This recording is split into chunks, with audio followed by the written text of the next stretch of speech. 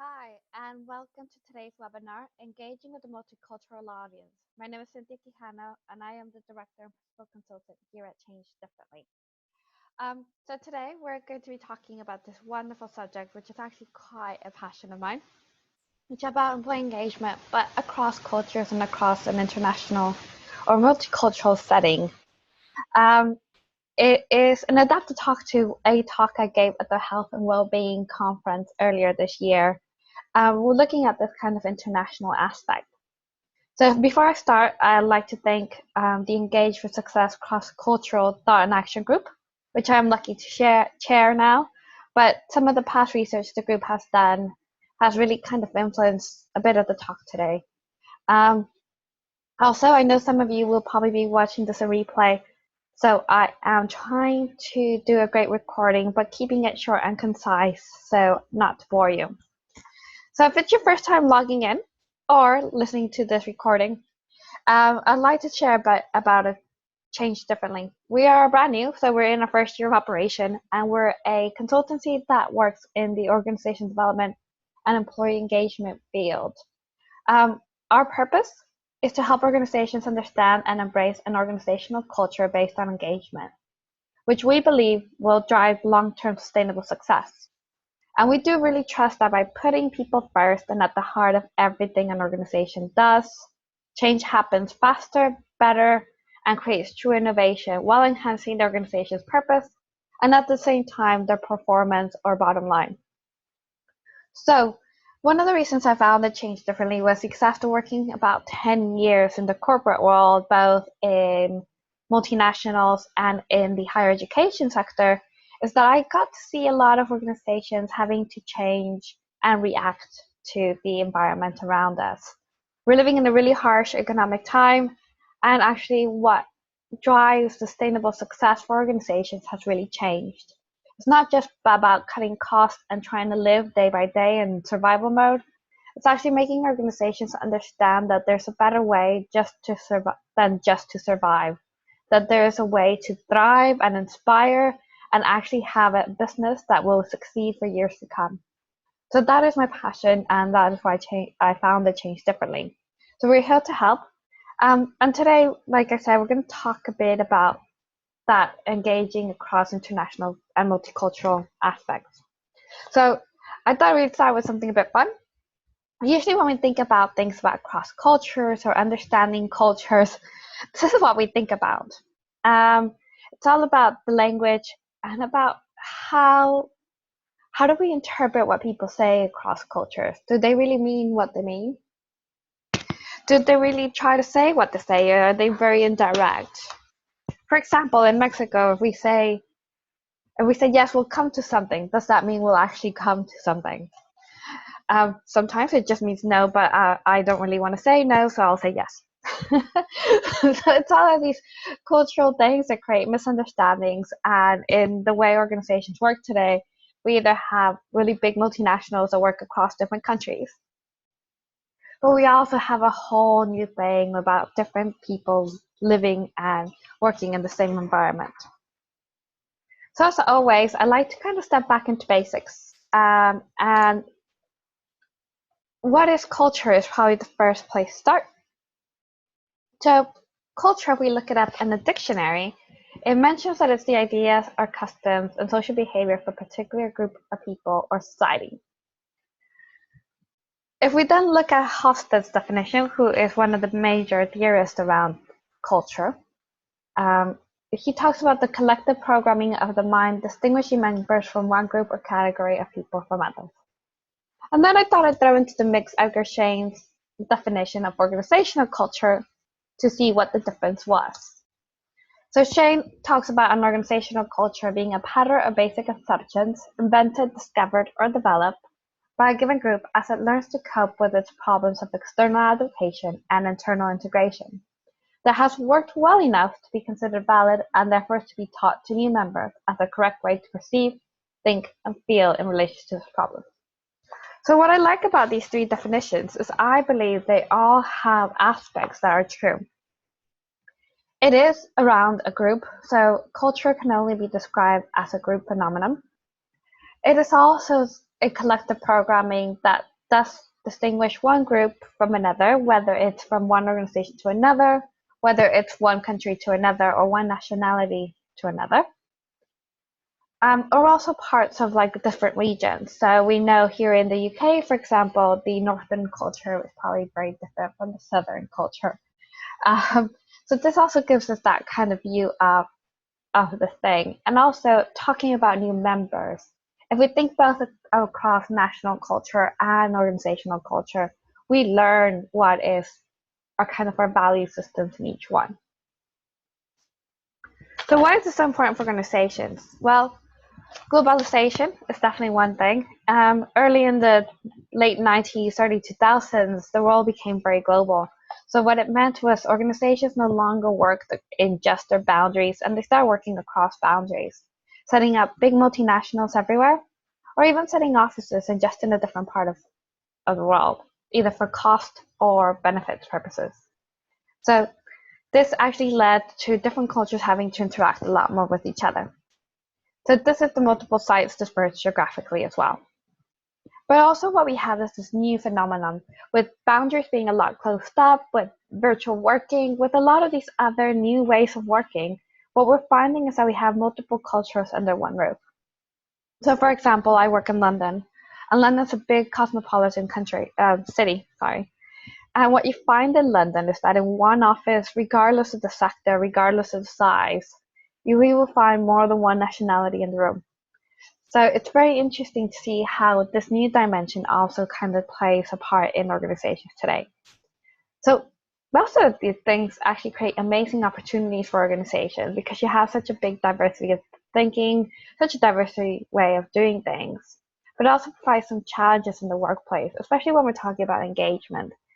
And sometimes also about organizational culture because it's all the way we work. And many times we want to really make sure things fit in a little box, and many times they don't. So it does provide a bit of a workplace issue. We don't really know how to standardize these kind of things. How can we make something that fits everyone? But if you look into literature, what we find is we find one of two viewpoints. And they're basically, is culture an opportunity or is it a problem? And when you start looking and researching, you find that most literature thinks of it as a problem, something that needs managing. However, when we actually look at what having a multiple cultural viewpoints in an organization does, it actually has a lot more advantages. If we think about the big diversity piece and having all these different thoughts, actually the advantages really outweigh most of the concerns.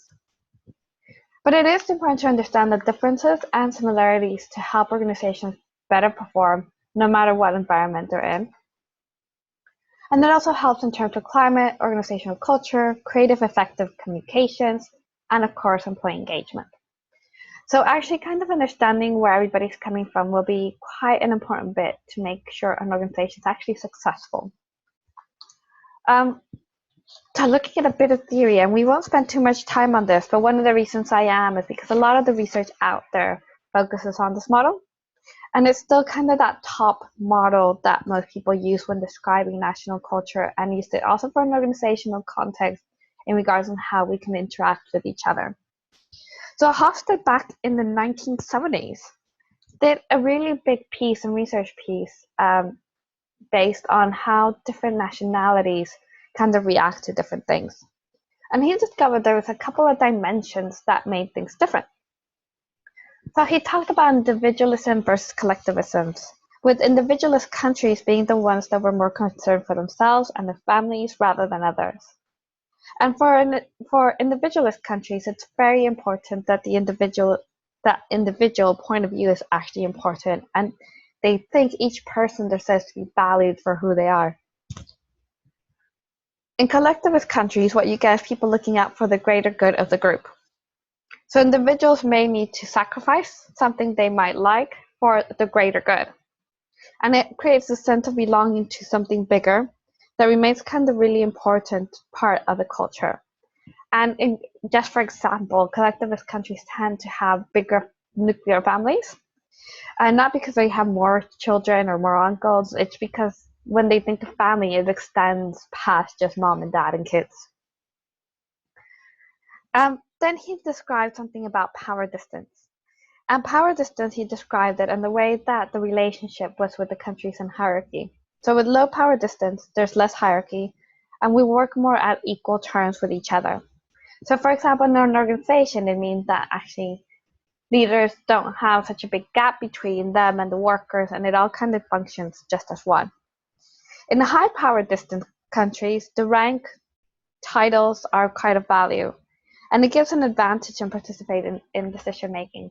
So the higher up you are in the chain, the more decisions you actually get to make. He also described something called uncertainty avoidance. This is one of the big changes, I think, because before there wasn't that much uncertainty in the world.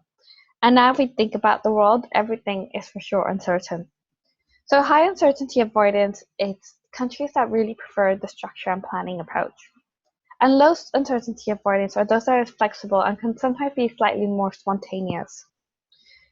And then he talked about masculine and feminine countries. Um, so he described masculine countries as those that were a bit more assertive, loved competition, and loved advancement and challenge. And he described feminine countries as those that value personal relationships, cooperation, and group decision making. So for him, masculine was more about the way we actually work and we actually succeed, and the feminine was a lot more about the relationship building aspect.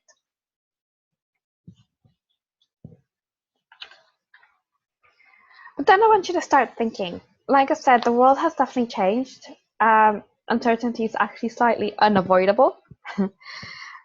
But when companies go abroad, this is something that really worries them because they actually look for models like concepts to kind of help them understand how they're going to actually work and behave in the different countries.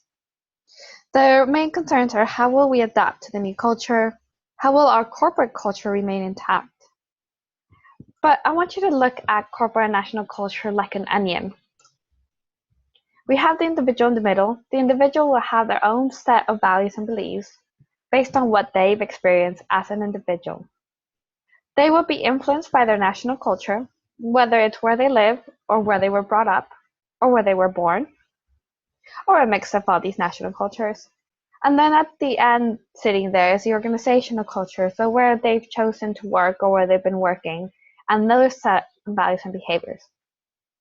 So ideally what would happen is that all these values, beliefs, and behaviors would all be aligned, and they would all work great in an onion. And it is impossible for one not to influence the other. So if we just think about even organizations are built in standardized systems, and some adjustment sometimes is needed, because actually sometimes what we think, if we have a really strong organizational culture and we're trying to go to a different country, if there's no adaptation, what may happen is that completely internalization of that process or service will completely fail. So sometimes what we need is those adjustments. So for example, McDonald's. McDonald's are known for their standardization and their system they actually have in their franchises. You have the same burger all over the world with the same chips or French fries, and you have the drink. That is a standard McDonald's meal. So what changes when McDonald's goes country to country? What they'll sometimes change is what we call tropicalization, and that actually means that they adjust maybe one burger to fit the local need. So again, you're having to adapt, much like in the individual level, around that aspect. So there's some bits that are unavoidable, like making sure that you do have one thing that talks to everyone. But this is why it's so important to understand each of these three levels. And actually even understanding the individual levels can be quite important going forward. So let's think about this. If there's different cultures and each individual has their own set of values and behaviors, and there's so many countries in the world, is engagement the same across cultures? This is a great debate, actually, but there's very little research out there on this. However, the bit of research that is out there finds that in the terms of definitions of engagement, it pretty much means the same thing across boundaries and geographies. The same components are actually sought. So if we look at all the research, it all talks about a strong leadership and direction. So that whole strategic narrative piece of understanding where the company is going. Engaging managers, so that big relationship with the line manager is very important across cultures. That whole piece around integrity, and does the company do what they say they do, or is there a gap in that regard?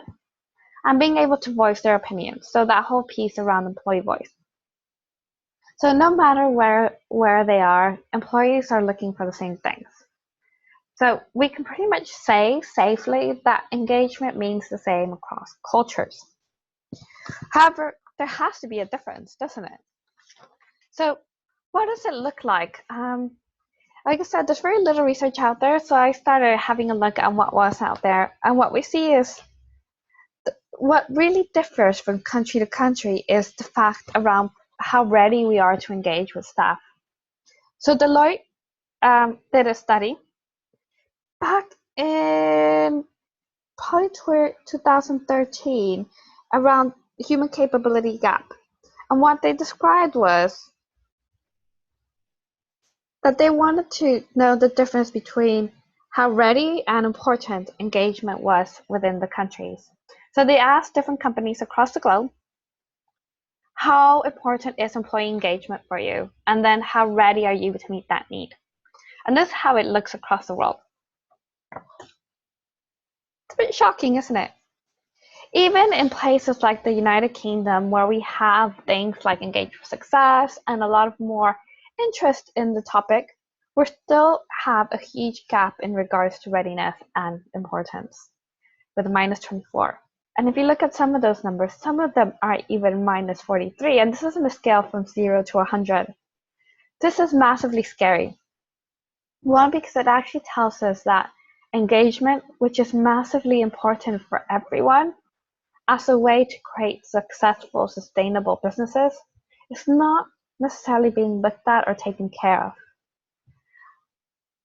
And this actually brings out a lot more questions around, well, if engagement means the same thing across cultures, what is making this huge gap across the different geographies? To be honest, there's not much research on that.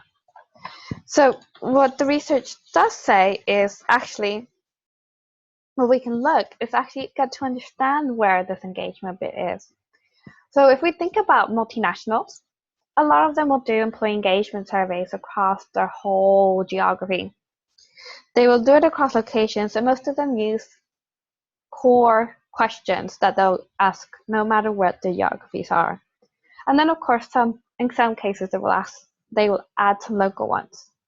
So back in the old days, I worked for a consulting company, and we did something similar with DHL. And what we found was that actually DHL did the same exact survey across the globe, but we wanted to know a couple of local questions as well. So we grabbed the standardized questionnaire and we added a couple of questions. And thankfully, what this happens is that we're able to compare different sites as well with some of the core questions. And this is something very similar to what ORC International do pretty much on a biannual basis, if I'm right. They kind of look at these kind of global surveys with their companies that are their clients, and they kind of be able to say, well, what does engagement look like across the world? So this is the trends that they found in 2013. As you can see, a lot of them vary. The UK not doing very great for engagement, but it does start making us ask some questions, doesn't it? I mean, who else is surprised that India is #1 and that China itself is just #5? I would say that probably a lot of us who know what working conditions are in those countries, salaries, benefits, will probably be a bit surprised because of that. So then some of the questions that we start asking ourselves is, are the responses not influenced by culture itself? Does it influence the way people respond to the questions? Is it some kind of unconscious programming? Or is it that they're really doing things really well? I remember listening to a webinar much like this before and asking some of these questions when I saw similar results from a survey provider. So this is where I decided to dig in a bit deeper. And actually, with not a lot of research out there, what we found was that drivers of engagement across the globe are exactly what makes things different. This is where the difference happens across cultures. So this is why in different countries, we will get different scores that we might not expect otherwise. Economy is seen as a big factor on what drives engagement in each country. So for example, in some of the research, Kelly et al. Found that in India, hygiene factors were more important. So these are things like, what does my office look like? What are my working conditions? If they're good, I'm really engaged. If they're bad, I'm not. And this could then kind of, if we look back at the last slide, explain why they might be scoring quite big if the organizations that are being surveyed have all of this in place. Whilst in China, rewards and benefits are key. Again, could explain why it's a lot higher there, because companies are focusing on incentivizing employees. And then Euro communications is at the top of the list. So it's a very different component at the same time. So because we value something so much more subjective, like is our communication good or bad, it might mean that Europe is not faring so well because of the same thing. And RC, what they had a look was that actually in the UK, confidence and leadership and feeling valued were top at this list of what people are looking for. So these are the drivers of engagement. What makes me really feel more engaged? So I think these are kind of the very interesting kind of differences around cultures. Because how do you manage this kind of difference?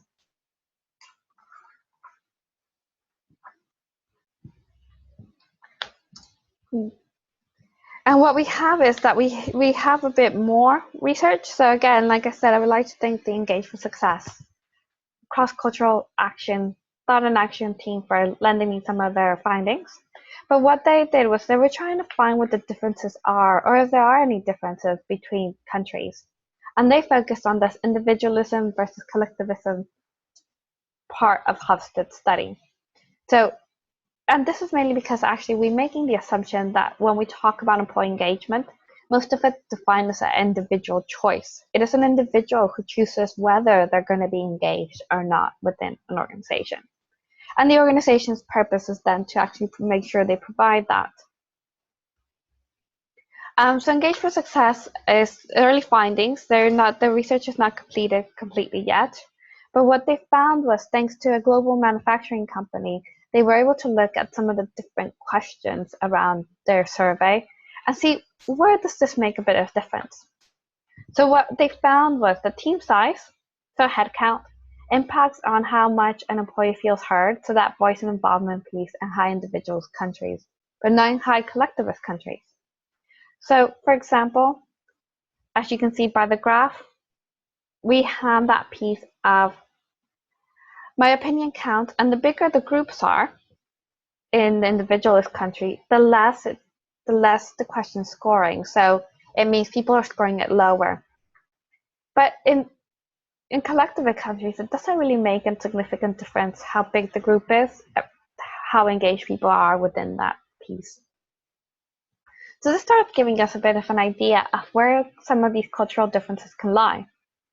But again, what happens is that you still have a lot of things to think about. So what happens in companies where in one office they might have over 10 nationalities?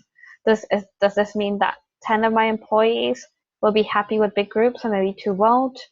And this is kind of the trained thought process that we need to start thinking about.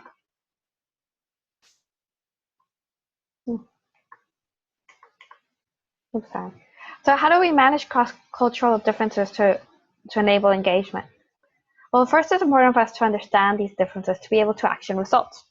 So actually where the differences really matter is in action planning, not so much in asking the questions or looking at the results. It's actually to be able to interpret the result to action plan. So for example, I used to work with a consultancy where we did a massive international survey with all the parts of Nestle Latin America. And even though you could argue that Latin America is the same, we do have quite a lot of cultural differences between countries. So what we did was actually look at the results and then look at the individual countries and look at the individual demographics. The great thing is that it was a bit before it all went mental and everybody moved everywhere.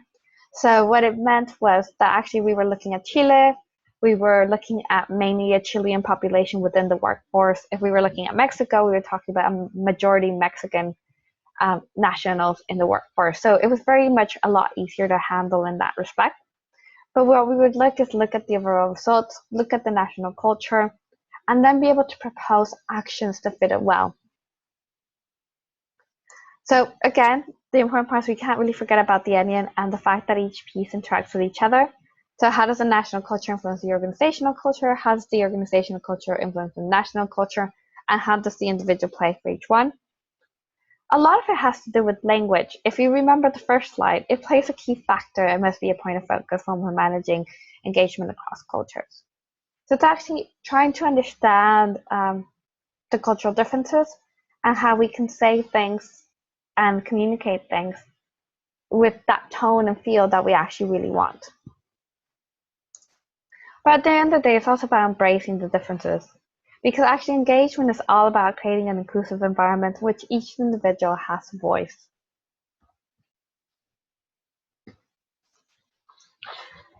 And like I mentioned, today's world is very different. If we look at how to understand cultural differences, a lot of people will automatically go to Hofstede. Like I said, can we really trust the model made from the 1970s? If we look at the research and look at the countries and the way he's classified the countries, my big question to you is this still very accurate? For example, I think about the country I'm from. So I'm originally from Mexico. Hofstede classifies us as a collectivist country. But actually, I think Mexicans are very different in the workplace. If we start talking about how we interact in the workplace, we would probably be a lot more in the individualist side. We like competing with each other. There's always that sense of it's either me or you. And there's not that much of a greater good. Our families then become really more nuclear, so it's just me and my colleagues rather than me and the whole organization. So yes, it's actually maybe revisiting where does this organization really fit, or where does this culture really fit today in those kind of scales. Globalization has definitely changed the game, and not only are we expanding our organizations to different countries, but individuals are able to go to different places. So the question is, what happens in cities where the population is already quite international?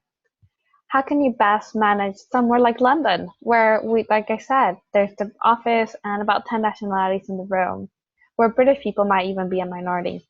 So it's actually understanding how can we make the best so these different cultures interact and can feel engaged at the same time.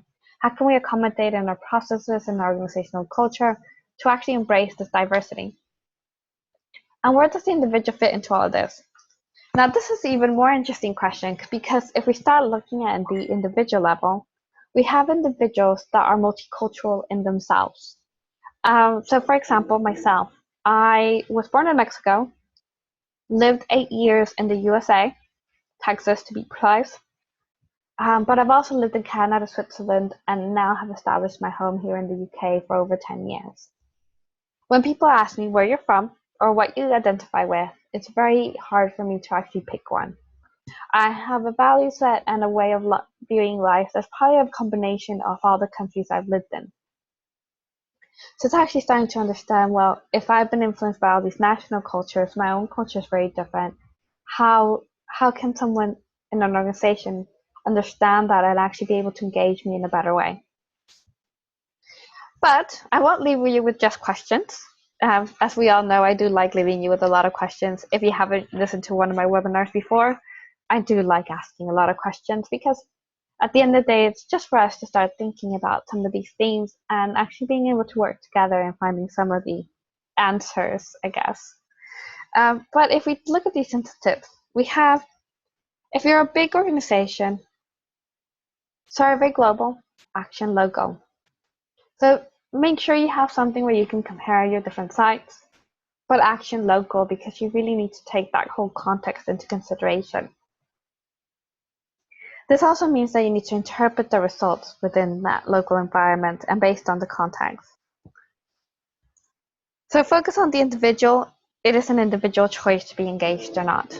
So I think that this is one of the easier ways to deal with multicultural differences because if you focus on the individual, you're already halfway there. Yeah. Create a strong strategic narrative. This has to cross cultures. It lets employees understand the why of the business. So think of a nice, compelling strategic narrative that will talk to your whole organization. Get your whole organization involved in creating it if you don't think you have one yet. And this will help kind of make sure that it's a universal message.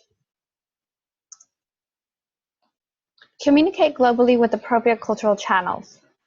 So this is actually really important now talking about a digital media age where there's so many things out there, but do all cultures embrace the same technology? No, they don't. Here in the UK and in Europe, we love WhatsApp. It's mainly used for personal stuff, but quite a lot of people use it for work as well. However, if you go to the States, WhatsApp is probably a lot less, and then maybe a lot more people use Viber or some other kind of instant messaging tool. Then we have social media, which is great. But how about if you're in a country where Facebook is actually banned? So it's actually trying to find those different types of things or your own intranets, how they will work across cultures. And the same goes for employee voice. Have appropriate channels to enhance it. And these may need to be different depending on the cultures. So going back to kind of Hofstede's dimensions and without actually singling out countries, if you think about that power distance piece, will employees really feel that comfortable in a high power distance country to maybe talk directly to managers? Probably not. So maybe your employee voice piece needs to be a bit more thought out for some of these countries or where some of these cultural situations where power distance is actually quite big. Some same for low for low power distance context. What can you do to even make things a bit better or make sure that people are actually able to have those more difficult conversations around that employee voice piece? And here's one, and learn the best about each culture, and then take it and integrate it with your organizational one. This is a great way to actually start integrating cultures within an organization. At the Engage for Success cross culture event last year, the team actually had a great speaker from Amadeus, and he showed us a way of gamification to actually get individuals to be able to know how to interact better with each other across cultures. And this was just something fantastic because you were starting to integrate the whole piece about understanding differences, but also making sure there was a big chunk around the organizational culture as well as the individual national cultures that were involved. So I really hope this has been helpful. There's still a lot to talk about engaging internationally, but I do think the changes in the world means that we have to think about things a lot more local rather than a lot more um, global. So it's actually looking at individuals, looking at that whole internalization piece, but embracing it as part of our diversity agenda. The bigger the diversity of nationalities we have, the more different thoughts, the more innovation, and the more we will actually create sustainable businesses. So I'd like to thank you all for your attention today. If you do have any questions, because I know a lot of you are actually listening to this via replay, please just send me an email or tweet at sustainableod. We have a website and connect with us on LinkedIn. We have a nice actual business page with Change Differently. So just get in contact and we'll make sure to answer your questions. We have our next seminar in May, and then we're going to be talking about staff networks as a way to increase engagement in organizations. So a lot of these topics have been more engagement focused. So I will start thinking about the second semester webinars being a lot more change focused. Thank you for listening and hope to hear from you soon. Bye.